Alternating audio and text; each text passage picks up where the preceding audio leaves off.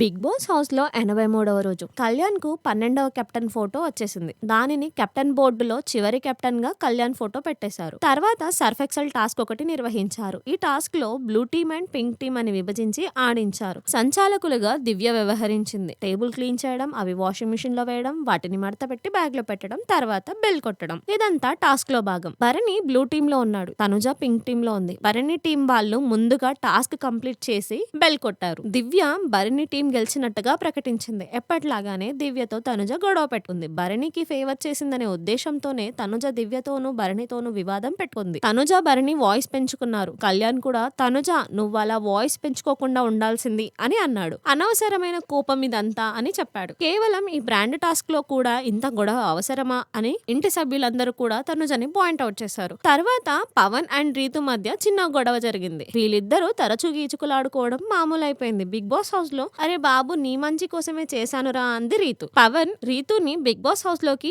నీ ఆట కోసం వచ్చావా లేదంటే నా కోసం వచ్చావా అని అన్నాడు. ఇదంతా విన్నాక రీతు అరవకు అని వెళ్లిపోయింది.